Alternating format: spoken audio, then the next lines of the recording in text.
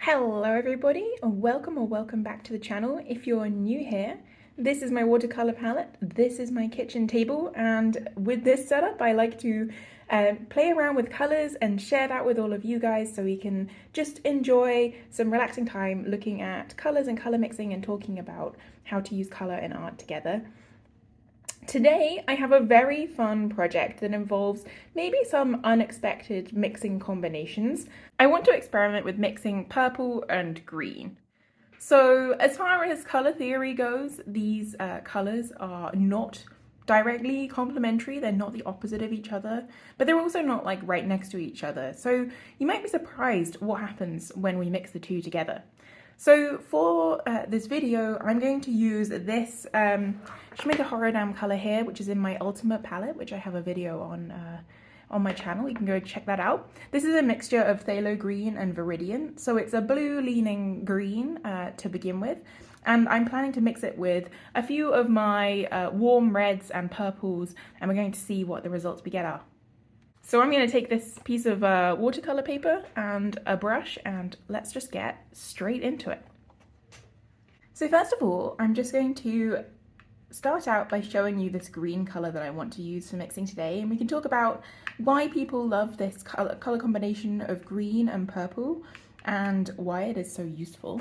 So you can see here on my palette that this color is this wonderful, super vibrant green. But one of the main reasons that I like this version of this shade of green is because I find that phthalo green can often be a little bit overpowering in mixes. It's great if you want to mix super dark darks, but when you mix it with the viridian, like Schmincke have done, it makes it so that it's still an easy to re-wet, highly saturated color, but the mixing properties are a little bit different, and I prefer it this way. I'm just going to swatch this out so we can see. I'd love to do more videos on mixing with phthalo green in general, or this color, I guess, but I think that those would all be very long, so we'll just start out with the violets. I'm just going to add a little bit more water in case we can see any granulation. Viridian is a granulating color. I have not noticed that this color is particularly granulating, but you never know. There's a first time for everything. And so I think I'm going to start with my watercolors here from my main palette. I'm just going to go through in sort of chromatic order the colors that I have in here. So I'm going to start with permanent alizarin crimson, which is, you know, a red, but it's a warm red. It's on the pink side. And we'll see what colors we can mix with this. So I'm just going to put like a little swatch of it over here so we can remember what the original color looked like. I love this color so much. It's my favorite sort of cool red. I'm not really big on magenta, but as we'll see, I do own some. So almost entirely for the purposes of this video, though maybe I'll discover something new along the way. You never know. So this is a beautiful rose red color, and I'm going to now take some of this green and mix it in. And as you can see, the result is this sort of very interesting purple grey. I think this is pretty good actually. I think I kind of got this mixture right the first time. That's very unusual. Usually mixing takes a little bit more finessing than that, especially with this color. But actually, again, this is just an example of why I like this version of phthalo green so much with the viridian mixed in, because usually the phthalo green would have overpowered this permanent alizarin crimson immediately, but instead we get to enjoy a slightly more fun and easy mixing experience. You'll notice, returning viewers will notice I'm not using my Da Vinci No. 1 Spin Synthetics quill today. That's because I can't find it. I'm sure it'll turn up.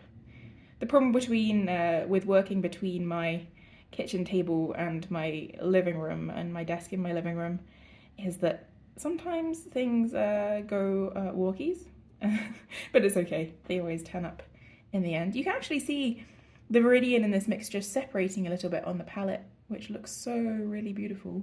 Hope you can see that on the camera. Otherwise, you will just have to try it out for yourself. But maybe the granulating properties of the viridian will actually come out more in these mixes. That would be fun, wouldn't it? My mixing water has already gone this lovely sort of pale violet colour. Reminds me of Parma violets. Let me know in the comments if you've ever had violet flavoured candy and whether you like them or not. I am a fan of violet candy, though I know it's a bit of a divisive flavour. Before I get too distracted, the next colour I want to mix with is this Quinacridone fuschsia from Roman Szmal. So the permanent alizarin crimson was also from Roman Szmal. And this is even more magenta. This is sort of my compromise on a Quinacridone magenta, because the sort of bright rose colour doesn't appeal to me so much, but I had a feeling that this would mix in very similar ways. So I'm just going to swatch this out next to the red over here. And I do like this colour. It's not quite as saturated as some of the Quinacridone magentas that I've seen, which is nice. And I, as always, really enjoy Roman Szmal's formulation for their paints. Just really enjoyable to use. They just, I don't know, there's something about them that just works. You know, sometimes you find yourself really fighting with paints, but with these I never feel like I have to fight at all, which is nice. And I'm going to add some green. I'm quite excited. I haven't done this mixture yet. Okay. So the green overpowered that one a little bit quicker, but I think we've landed somewhere in the realm that I was going for, and this is such a beautiful muted blue. So this is kind of what I was, you know, excited to share with this video, was how these mixtures produce these wonderful, soft, smoky blues. So let's see what this looks like on the paper. This brush does not hold as much water, so sometimes it can be a little bit tricky to get a nice consistent long swatch out of it, but I will do my best. Good for exercising brush control and stuff. You might be able to tell I'm not particularly technically trained when it comes to painting, but I just so enjoy the process. And thanks to everyone who supported me on my last video. I really appreciate it. It was a bit of a gamble to put that out there, but people have been so kind, and I really, yeah, no regrets. So this colour is turning into sort of almost the perfect violet grey as it sits, which I think is absolutely stunning. And the next colour I want to mix with is this Quinacridone Violet. It's not in my regular palette, but I do keep it around because, wow, that is a saturated colour. You really just like one dip of your brush and you have a party going with this one. I'm sorry about my green thumb. Perils of working with phthalo colours. They will stain everything, absolutely everything. So like the others, I'll just do a little square of it over here. And I think that you can probably see next to the Quinacridone Fuchsia above it, it is a little bit more on the blue side, a little bit more purple.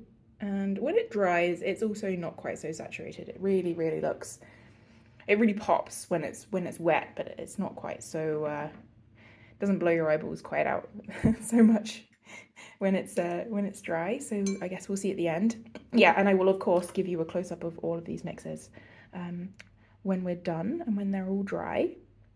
And now I'm just going to add some of the green. I'm just so curious how these mixes are different. So you can see here, this mixture looks almost like a muted turquoise right now. Maybe I'll just give a little, we don't have to be consistent, there are no rules here. So maybe I'll just do a little bit of a swatch of this and then add a little bit more of the purple, or sorry, the violet, the Quinacridone Violet. So you can see here that when you add just a little bit of the Quinacridone Violet to the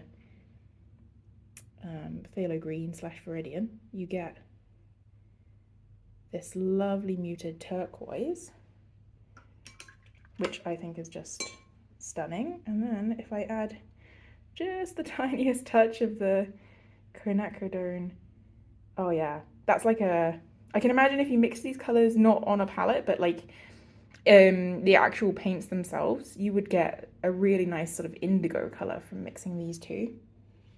And let's just see, so you can see how they compare. I just think these colors are just so nice. This misty blue is one of my favorite colors of all time. In fact, I recently bought some new stationery. I bought myself a planner for 2024 and I really invested in a nice one. Sorry for the lack of focus there. And I have been so obsessed with the colour of it. It's really, really lovely. So maybe this is my little deep dive into misty blues for you. That could be an alternative title for the video. An update on my watercolour. Look at that. Wow.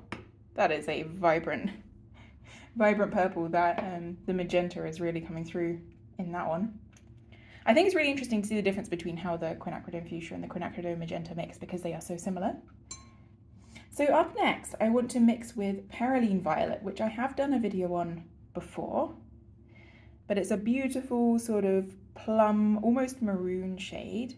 And so I'm expecting we might get some nice greys with this. One of the sort of iconic greys, grey mixes in watercolour is Perylene violet with Perylene green, which is also a colour that I absolutely love. But let's just keep it consistent and do a swatch here so you can see exactly what the colour looks like. I just really love this purple so much. Like, this is kind of my ideal purple. For a long time this was the only purple or violet on my watercolour palette. But the question is, how does it do when you mix it with this phthalo green mixture? Okay, so that's sort of like a muted violet sort of brown black, which I think is really, really pretty. I'm just going to do a quick swatch of that there. And then I think we're going to add a little bit more green. And this colour, because it's so much deeper and more saturated than the others, really gives these deep, deep mixtures. And this is the Schmincke version of Perylene Violet, by the way. It's my favourite one. But the Roman Szmal one is also nice. Those are the main two that I've tried. And I'll just add a little bit more of this green. I'm worried I'm going to overdo it, but I guess we can just add more violet, right? Yeah, that's too much. That's too much of the green. Well, keeping it real, sometimes it takes a little bit of balancing your colour mixtures. I think this is going to be as good as we're going to get. So this is like almost like a true neutral grey, actually. Well, maybe a little on the green side. But it looks a little bit different on person and in camera, but that's okay. We're just going to give it a little swatch and then we'll see exactly what it looks like when it dries. It's a really nice neutral colour. I know there's a lot of neutral colour lovers out there. This one is really for you, this video, because these colours are so nice. I just can't get over looking at these mixtures. This paper that I'm using is just cellulose student grade paper, so nothing special, just good enough to take the paint, show a little bit of the granulation if there is any, and show our colours off nicely. So up next, I want to mix this dioxazine purple, which is sort of the classic, wow, look at that. It's the colour of irises, and it's amazing. It's just incredibly saturated, but it's often the colour that comes if you buy like a pre-made set that happens to include a violet. It'll probably be this one. This is the Schmincke version, PV23. The Roman Szmal one is PV37, but it's still very much the same hue because I've tried them both. I just decided I like this one as well because it has a little bit less of a drying shift. Like, it doesn't lighten so much when it dries, and it's a little bit richer in colour. That's the same reason I like the Schmincke Perylene Violet. Those are both colours which have a tendency to fade and become more muted when they dry. But right now, look at that. That's amazing. And I'm going to mix it with this green. But this is already closer to blue, so I think that, oh yeah, that's just amazing. Oh, that's such a pretty blue. I guess some people might call that a purple. I could try adding a little bit more of the green. Let's just see. Okay, I think that's more in blue territory. No one's going to argue that that's not a blue. And let's just see what it looks like. it's just such a stunning, it's also, because both of these colors are such high saturated colors, they're so bright, when you mix them together, the color that you get is neutralized, but it's also not, like, it's not gray, it's just less saturated than its component colors, which I think is just amazing. I really love this blue. I would buy this blue in a tube if somebody sells it. Maybe I'd love it if that person was me, but you know, I don't have the mental energy to run something like that. But this is my favorite mix yet, I think, for sure. That's an amazing blue.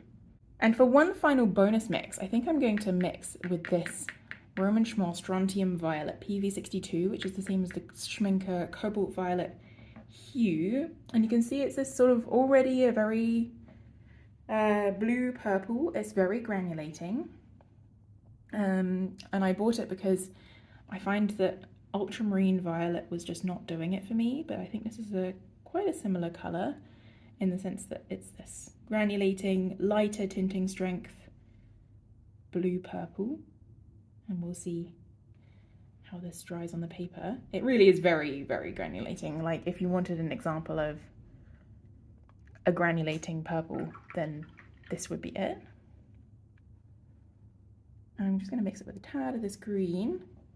Might have to add a little bit more of the violet because it's such a weak tinting color. This is a lovely light blue. Okay, let's get it on the paper. Yeah, I love this. This is another color that would be great as a pre-mixed version. Wow, you can really see it separating on the palette. It's stunning.